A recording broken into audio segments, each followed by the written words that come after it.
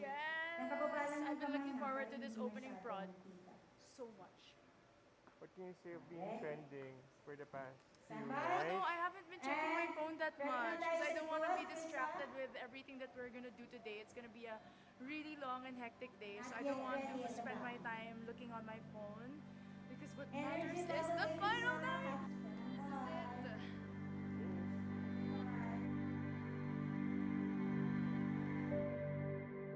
Basically, it's new to me. I'm not really a pageant fanatic.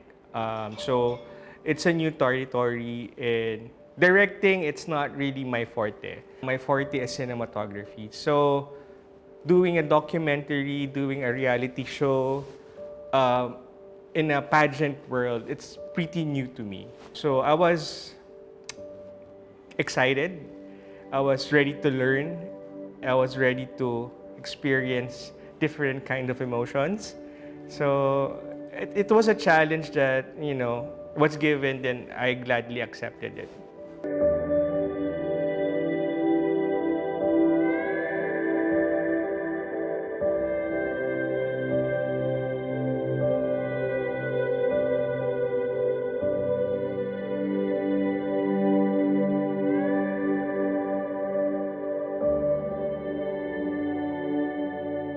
We understand how social media works. I'm very glad that a lot of members of our team are millennials and masisipag. So, naintindihan nila yung gusto ko na hindi naman Jurassic yung gusto ko, kami ng board o ng creative teams, pero alam namin kung paano dapat na i-execute lahat ng papatok sa social media, like our tourism videos, the language video that we created. Na kumakatawan sa makasaysayan. Kasta nga agaw, ni kamungamin. Ayad-ayad nga adlaw kinyo tanan. So in our area of the pageant, the biggest challenge really was how to merge the brand with Miss Universe with the Miss Universe Philippines organization. We'd start the work with a brief from the clients, telling us all about the brand, who they're talking to, what they're selling, how much they're selling it for, what it can do. And it was our duty to really get to know that and to really know it inside and out, because that was the only way we could then start to merge it with the values and the pillars of the Miss Universe organization Philippines itself. Because we had to come up with ideas that blended both. We didn't want to come up with materials that only talked about the brand or materials that only favored the Miss Universe organization. We wanted one that seamlessly combined the strength of both entities. More than just a 15-second commercial or a 10-second video, we wanted to create stories and campaigns. Most of the times, we tapped into the experiences of the girls themselves, of the contestants themselves. It's the first time for a pageant to go full-on digital, I think. And we know that we need to be authentic and we need to be real. So a lot of the insights and the stories we used are insights and stories that we pulled out from the candidates themselves. And I think that's what made it real. That's what made people respond to it. In a lot of the videos, we really started with digging. We kept digging for stories. We kept digging for connections. We kept looking for messaging that was meaningful for women. We didn't want to just come out with us a pretty girl smiling, holding the product, in a swimsuit or a nice gown. That's not what we're all about. What we're all about is imparting knowledge. We're all about empowering women. We're all about inclusivity. Doing green light series is it's really something new. It's something new. It's haven't been done yet in the pageant world. So basically, nangangapa kami sa dilim kung anong gagawin, kung paano ba yung tamang timpla for this one. So everything is new to us, and given the pandemic, again, it's something new to us again. So parang double whammy siya. As in, dalawang bagay ang nangyari sabay-sabay. The whole plan was changed because of the pandemic.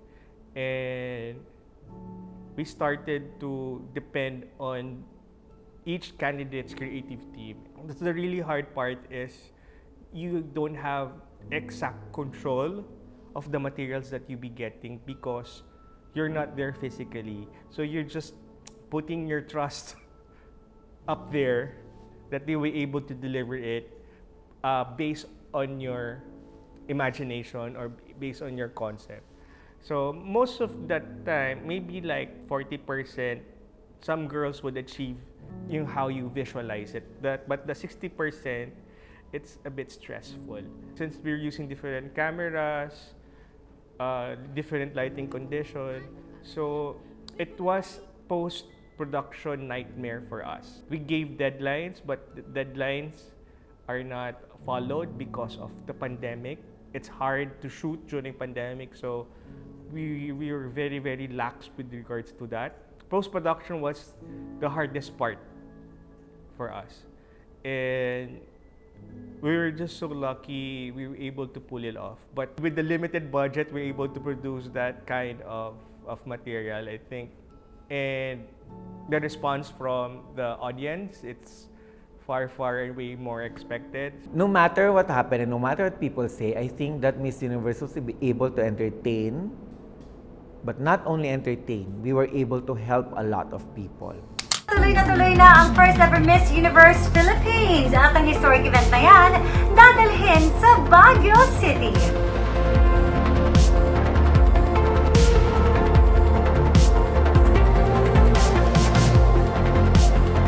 We had setbacks with our sponsors for the venue, for the hotel of the contestants, because medyo nauuso yung term na bubble, kasi may NBA bubble, may PBA bubble. So sabi ko, ba't hindi tayo mag-create ng Miss Universe bubble? But of course, the hotels, our partner hotels in Metro Manila are also overwhelmed. Overwhelmed sila sa wala silang mga guests. Tapos karamihan ng guests nila ay parang naging quarantine facility sila. So mga tao na dumarating ay kailangan naka-quarantine, kailangan i-test kasi hindi tayo sure.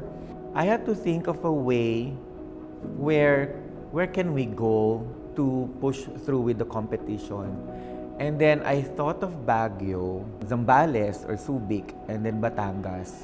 But since I have very close ties with Baguio Country Club, I called them up. And then they were very, very interested kaagad. I mean, that kind of interest was something that I really needed. I really needed that kind of support and love. So when Baguio Country Club positively said that they can help us, I was so grateful to them. And then they fixed it they negotiated with the mayor, and I'm also grateful to the mayor of Baguio for helping us out. From a marketing perspective, my automatic reaction was, okay, how do we make sure that the values committed to, or the exposure committed to the sponsors would be observed, given that, okay, Baguio would not be your typical place for like a grand pageant like Miss Universe Philippines. But then again, I think it was also a brilliant move because it was aligned to, I think, the clamor of the Filipino people to see something fresh, see something hopeful, and I think Baguio represented those things in a lot of ways.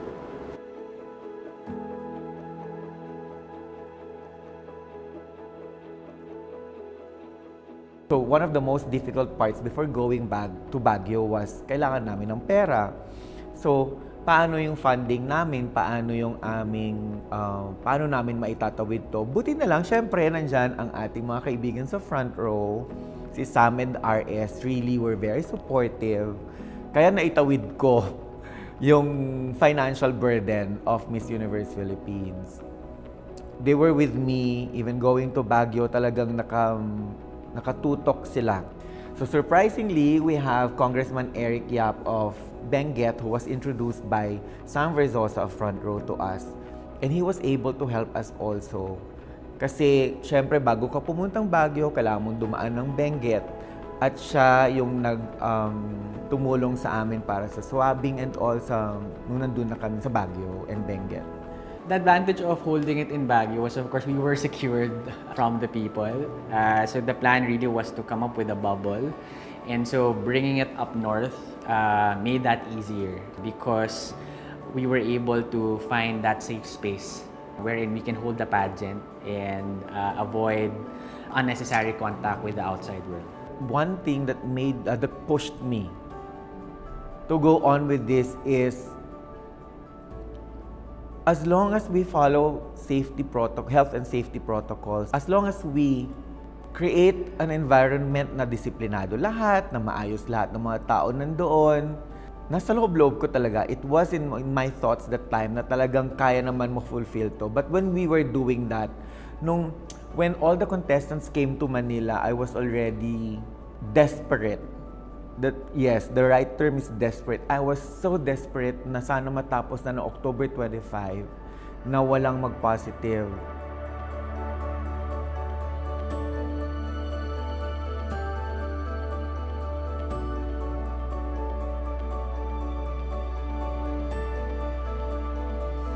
Checking into Holiday Inn, I think there was a mix of excitement and worry because, of course, you're worried that it's technically the first day of the last leg of the pageant, so nakaka-nervyos. But then it was exciting because I knew I was going to see my sisters again, the other candidates. I knew I was going to see you guys again, and I knew that it was going to bring happiness to a lot of pageant fans around the Philippines and around the world. So the fact that I could just be there, the fact that I could be a part of that was something that I really looked forward to. So when we were in Holiday Inn, when we were already checked in and the swab was done, it was my first time to get swabbed. I was really nervous at that time, but then I was with Bohol and Albay, so we were just making fun of ourselves. So it was pretty fun. I wasn't really that scared. I was actually looking forward to Baguio and see how this whole thing will pan out because I cannot imagine how a pageant can push through in the middle of the pandemic. So more than the jitters, I was more excited. But what really scared me through everything was the bubble because you don't know what to expect. You don't know being, away from home. But I'm very lucky to have experienced that, joining an international pageant, going abroad and being by yourself, doing your hair and makeup by yourself, your styling. So I sort of had a taste of what it's like being in a bubble in pageantry. But what scared me the most is being with people that I don't really know also, and at the same time the virus. I mean, there's no stopping the virus, there's no choosing who the victims will be. So that was the scariest part. But knowing that we were following health protocols, it was very strict all throughout, and we couldn't even go out of our rooms aside from professional or official business. So everything was taken care of, and during the course of the whole pageant, I knew that if we followed, if we always stayed safe, you will be able to safeguard your health and also those people around you. Dalawang kandidata ng Miss Universe Philippines 2020 ang nag-back out matapos magka-COVID-19. Last minute jitters, of course. If you get a text message in all caps saying, don't panic, stay in your rooms, of course you get jitters. We all got jitters and we all started messaging each other. And of course, it's very unpredictable, and sometimes you don't have control over these things. And in the end, I'm just happy that I was able to join, because that was my fear being in Holiday Inn. Like, oh my God, what if it's me that's tested positive, and what if it's me who can't join the rest of the batch going to Baguio and actually joining the pageant? I was thinking of all the resources, all the help from the people that I won't be able to utilize, and I won't be able to somehow give back. So that was my last minute jitter. Before I go to Baguio, I was really scared because I have no idea of how we're gonna be bubbled up. So even though everything was explained, it's still new to me. And my worry is that what if somebody's gonna be positive? What's gonna happen next? Is the pageant gonna push through? But luckily, everything went well. And I can say that I didn't have any major concern. with our stay in Holiday Inn or even in our stay in Baguio? Preparations, a lot of training especially a lot because we had to do everything online for health reasons. So I was at home and I was on video chat with my team who trains me, like my hair and makeup, and it was quite a struggle having to learn all of that on your own because of course we had to prepare, we had to do our own glam, we had to make sure that we had all the materials we needed, all our gowns, all our outfits. Oh my goodness, it was so crazy, but then it was a lot of hard work because you really didn't know what to expect. It was kind of like, how would you say, you apply the pageant, your knowledge of the pageant, but then you add more because it's really unexpected. You don't know what you'll need, you don't know what's gonna come up when you're in Baguio, and especially the idea that it's so far from home, especially for me. Preparation-wise, I was ready.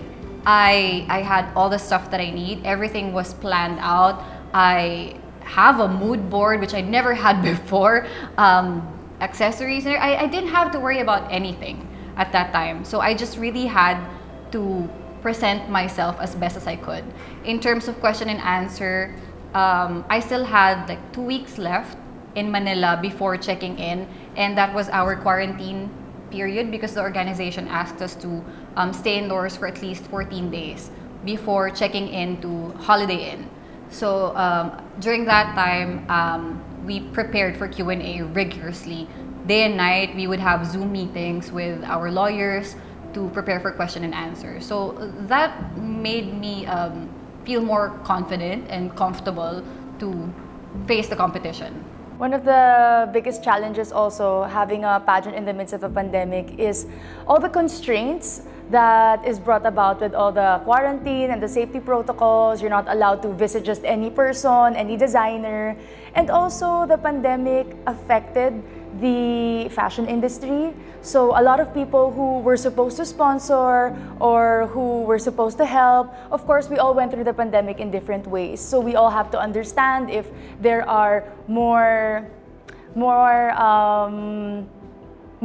setbacks in preparation, like people who were supposed to lend clothes or who promised support. It won't be that easy it wasn't that easy because of the pandemic. So we all had to go through that. But in that course of preparation, what I really wanted to do, because I knew that coming into this budget, a lot of people were saying that I had an advantage because of being an influencer on social media.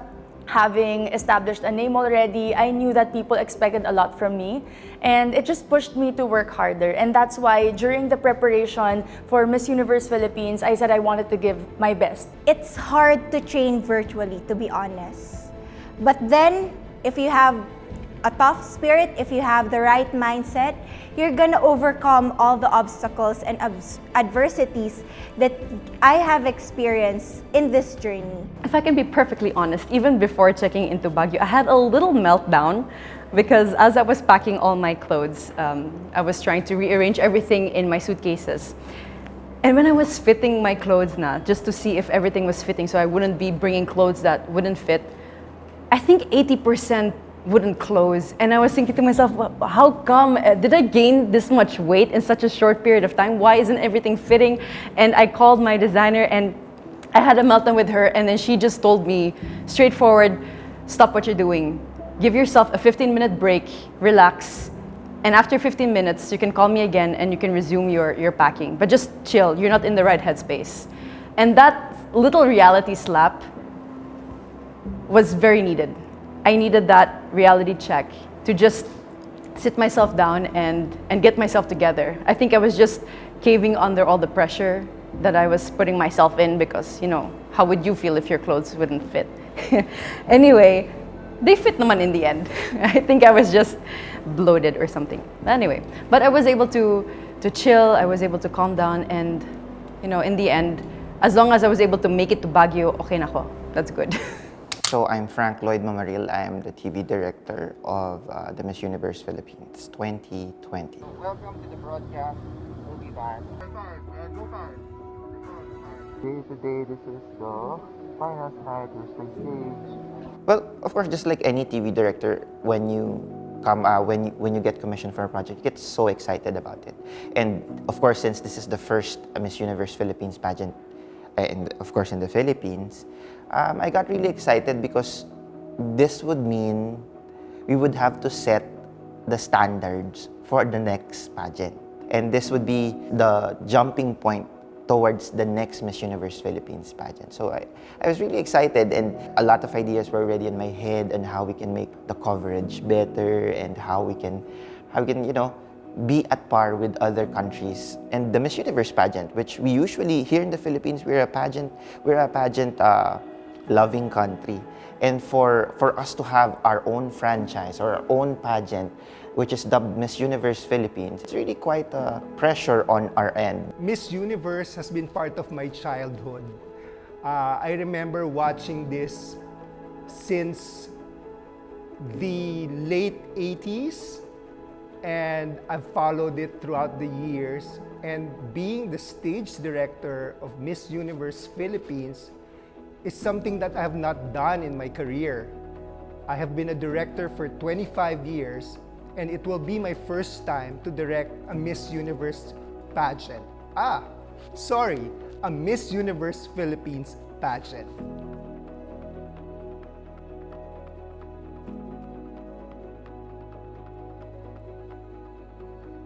Planning for this pageant is really quite different because for the past few years that I've been directing TV coverage for pageants, it's usually here in Manila.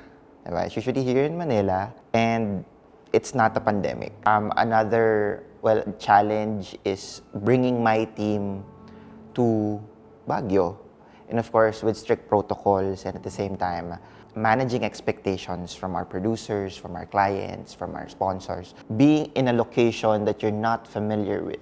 When I say not familiar with, it's kind of like a logistical nightmare for any production. I was bound to work with people I haven't worked with, and pagalingan na siya eh.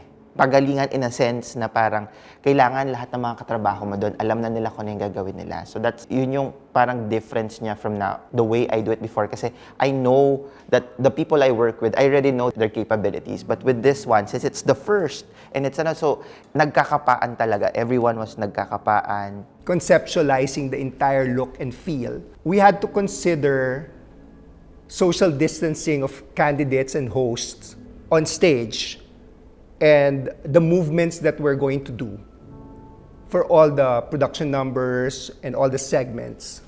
But we had a limitation in terms of the size of the venue. Our venue is a beautiful place, but it's a place wherein we're not ready for.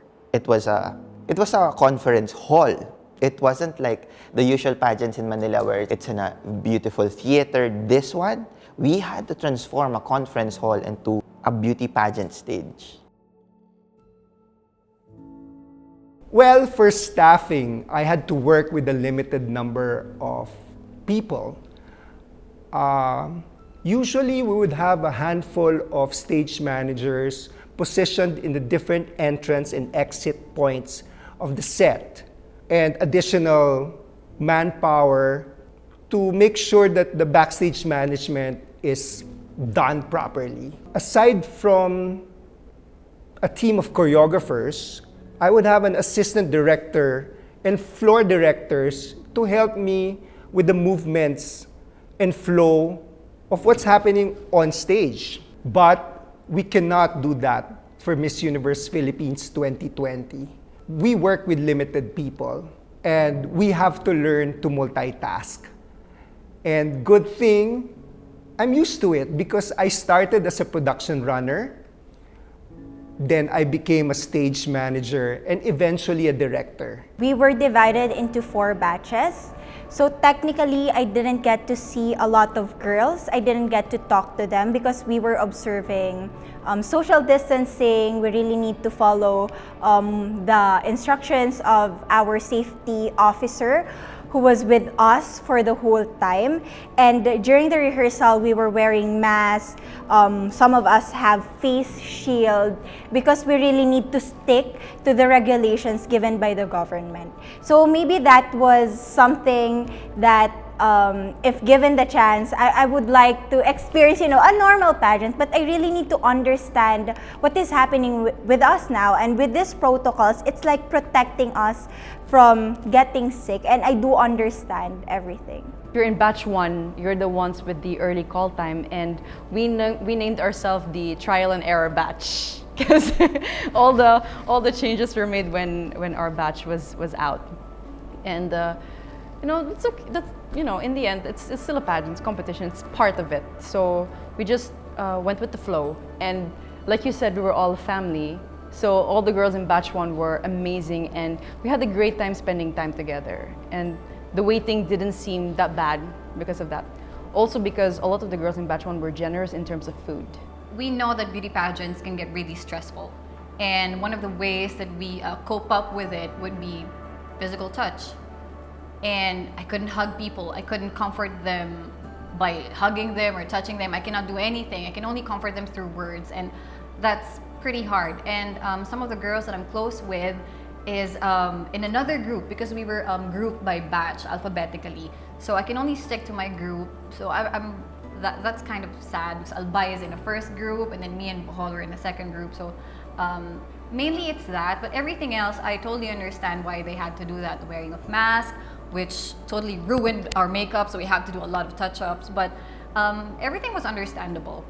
Kind of hard to do, but we had to. Though wearing the mask and wearing the face shield, it's okay, that's like standard protocol everywhere. But it's very difficult to observe physical distancing when you're that close with the girls. You become sisters, you become very good friends, and then you want to make chica with each other, you want to share the experience, make memories, and of course you maybe unknowingly get closer physically, and then at some point you just get reminded by the safety protocol officers like, "Hey, psh, distance." But of course, those people were also just doing their jobs, and it's for our safety and for the sake of the pageant. But it was also a struggle bringing all your stuff because people aren't allowed to hold your clothes or to help you or to assist you bring your bags. So it was really, for us candidates, it's like a one-man show because you have to bring everything, you have to dress yourself up, and then with the mask and the shield, that's when I always really close my eyes and just shake my head because I just want to go out and let my makeup stay fresh. But it was one of the protocols that we had to follow because it was for our safety and for the safety of those around us. We had our own wing in Baguio Country Club. All my neighbors in the room were part of the pageant. We were all swabbed. I actually don't know how many times we were swabbed already. There were a lot of delays, there were a lot of mix-ups, there were times when we thought we were gonna shoot already but hindi pa pala because of the weather or because of delays. So I think the first few days it was quite, it was more of the adjustment time where, for example, sometimes you'd be expected to be called to go down at 12, for example, and then you end up going down at 4. And at first it's like, oh, what am I gonna do now? But then towards the end, it's like, okay, that's fine. Like while I'm doing that, I'll fix up a bit. You kind of adjust and you kind of learn. So I guess overall, it's the same. It was also difficult. It was a challenge, but it was nice to be with, for example, my roommate, Miss Pangasinan. It was nice to be with her because we could laugh about it together. We could help each other out. And in those delays, in those struggles, or in those adjustments, you kind of build something better. You build a bond with your roommate. You have time to make kwentuhan. Yeah, I liked it. I liked the experience there. Maybe another challenge was when we had to dance the Mabuhay dance in our national costume. We had to do it outdoor, and we had to wear heels. And it was, how do you call this? Grassy, muddy grass. So that was an added challenge to dance in heels on grass in such a heavy costume. So if you wouldn't sink in those heels in your own weight, the national costume would surely add the weight for you to sink in those heels in the mud. So that was a challenge. And I think we did bring that up, or I think we did ask, why is it outdoor?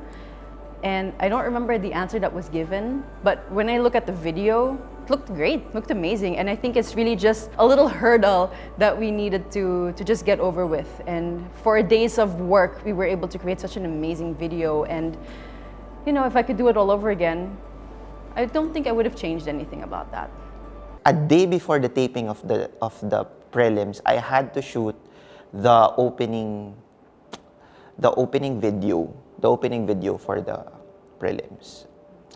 And that shooting day changed everything. So imagine I was shooting a video after the first batch. The safety officer would just say, we have to cut the shoot, we have to stop, and there was no explanation yet. So we had to stop, and we were all scattered on the field. And that kami, we were asking ourselves, so ano nga ba, bakit tayo tumigil? Baka nga may nag-positive.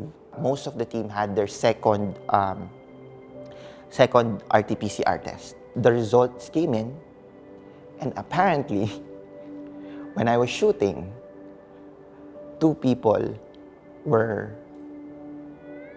PUIs. That's not how you call it. They're called persons under investigation. And 1 was positive. And all of us were clueless who they were. Contact tracing will be in place. And then we found out that our stage director is now a PUI. The first thing I did was to call our production manager.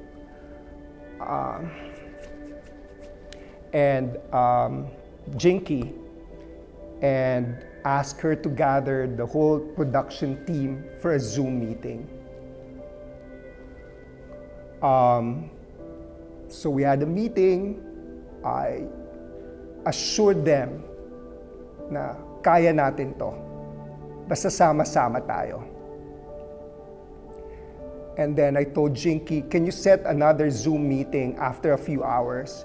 I just want to compose myself, organize my thoughts, and write down what my plan would be. What I did was to prepare a presentation. I drew all the blockings, the movements, even wrote down the details on how I want the lighting, the music, and even, possible camera shots that Direct Frank might consider. When Direct Robbie Carmona was isolated, was quarantined, and syempre I was banking on him. He was really my strength that time para maitawid tong contest. I was also lost. And then when we had so many issues that kailangan niyang lumabas ang Baguio Country Club, and then they also pinpointed to our program manager and then another one, medyo umalma na ako na parang, I think this is too much. We need to know again and go back. So yung utak ko talaga, my mind was like to investigate again.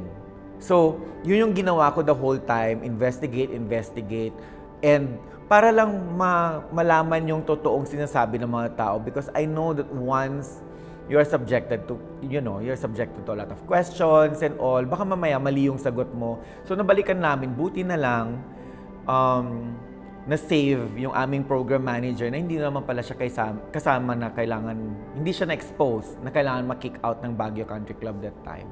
On top of my head, this is a team effort. It was, of course, Jonas, Robbie, me, and Miss Jinky.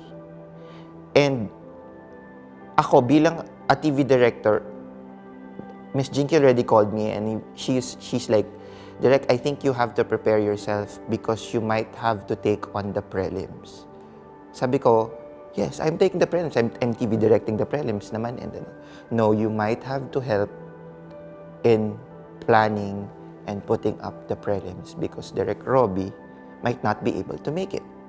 So, syempre, to give that parang responsibility on my head, even before it happens, parang medyo kinabahan ako at some point. Kaya nasa hotel ako noon. Pagdating ko doon, wala akong damit eh. So ang una mong gagawin, hubarin mo yung damit mo, di ba? So naiwan sa akin, underwear ko. So parang, matutulog ba ako na underwear? Lalaban ko rin. Tapos laban ko na lahat ng damit. So walang damit doon, walang robe, walang yung maliit na sabon and all. Paano ako matutulog? So dalawang kama, kinuha ko yung kumot, ginanon ko. Tapos, wala pa rin akong damit the next day. Eto na, Zoom meeting na ni Jinky. Anong susuot ko? Tingnan, ay, meron parang pagganon doon sa kama, dalawa. So ginawa kong parang panuelo, parang Japanese kimono na ganyan. Tapos nilagyan ko ng sash ng towel dito. So nakikipag-zoom ako para akong nakakimono. I never knew the situation that he was still in a gazebo somewhere. Tapos umuulan, it was raining. And he was waiting for the news. I couldn't get hold of properly with the people naman from the safety protocol officer, the Baguio Country Club management kasi it was really very new to us. Everything was new to us. We don't know what to do. All the while, I was thinking lang the whole time, so Robbie and I were talking about how to transport him to Manila or where should he stay. Buti na lang, I have contacts, I have connections. So I was able to call one of my friends. His name is Alexander Senzon. He was my model way before. And then, can you help me out? Kasi I need a place where Direct Robbie can stay, na not in Baguio Country Club. So, he called a friend and then in-accommodate naman siya. The funny thing was, paano kami magtuturuan ngayon? How can he help us out? Ang sabi niya sa Zoom na lang. So, siguro sila na lang bahala sa Zoom kasi ang dami ko nang iniisip. The next day, ako naman yung na-hold. Shooting the prelims, I had this moment with Robbie wherein before we started, we actually had a moment na parang we actually cried. Kasi parang, he was telling me, "Oh Frank, I'm here already. I'm not there physically, but I'm really praying for you guys. I mean, this virus is not a joke, but you guys have to be careful." And he was telling me that, actually shed tears over it, and he was also crying because we really were looking after each other, and parang that's where I felt that this is really a good team. I mean, yun naman yung parang that these people care about us, di ba? There are 3 people from the production na hindi conclusive ang results. When everybody tested negative already, may 3 na hindi pa naayos yung results, and so hindi kami pwedeng makalabas lahat doon. One of those 3 people was me. So, syempre, that was the time na I already packed my things. I was calling our partner hospital in Manila, which is St. Luke's. I was calling them on what to do if I turn out positive. I was praying also. I was calling my lawyer. I was calling all my friends kasi if I turned out positive, maraming maapektuhan because I had exposure, to a lot of people, with a lot of them. And maybe if that happened, half of the contestants wouldn't be able to continue with their journey. That time when one of our production members had a falls or had a I don't understand what happened with his results, but it wasn't cleared. It wasn't cleared. So everyone was PUM. So at that moment, things growing in my mind. I mean, there's a lot of things to do. We can't finish because we're on hold. We have deadlines to finish. And I was thinking, papauwiin na ba ako? So paano ko matatapos yung trabaho? Parang my head was just thinking, how can I finish the job? Because I have deadlines to do. Sobrang naging friends ko na yata yung mga nag-swab sa akin. Na every 5 minutes nagte-text kami anong result.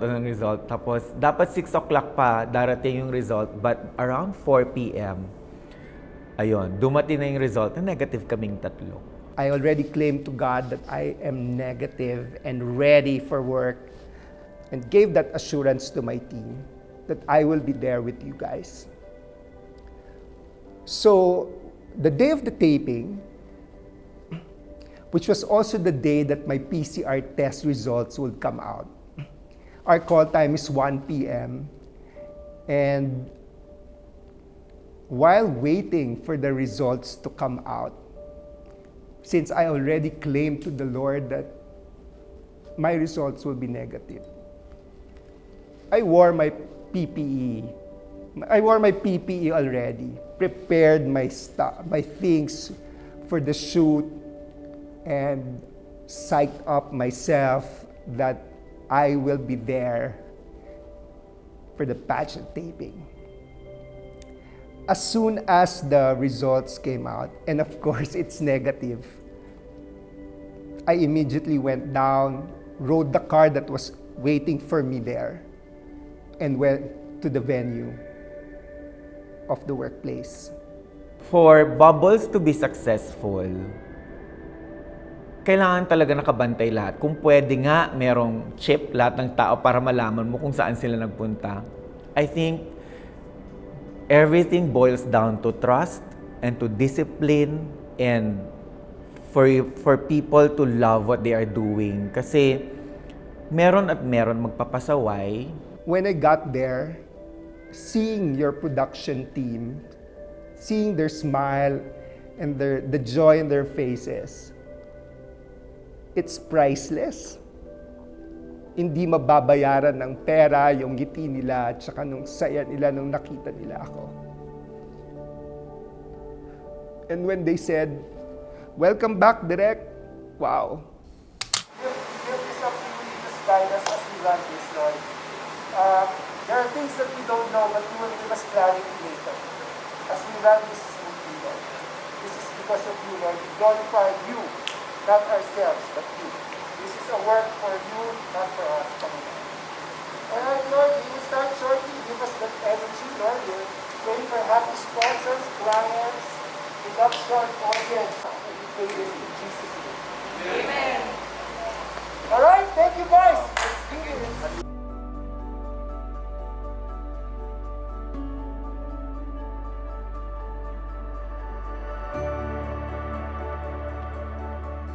You know, when it comes to my career, I can say that I have more discipline and I have more understanding for the people around me because it wasn't a joke shooting, taking care, and I know that our production staff was short-handed.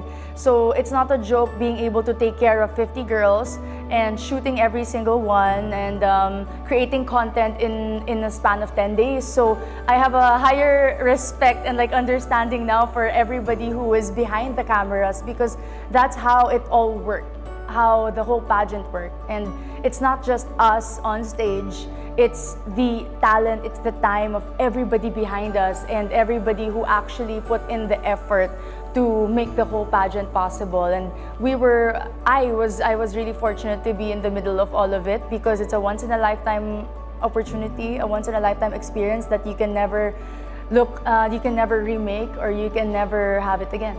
Everything about Miss Universe Philippines 2020, I am very proud of. I am proud to be the stage director of Miss Universe Philippines 2020 because it wasn't easy at all. It wasn't something that we are used to. And we did it. We conquered the universe.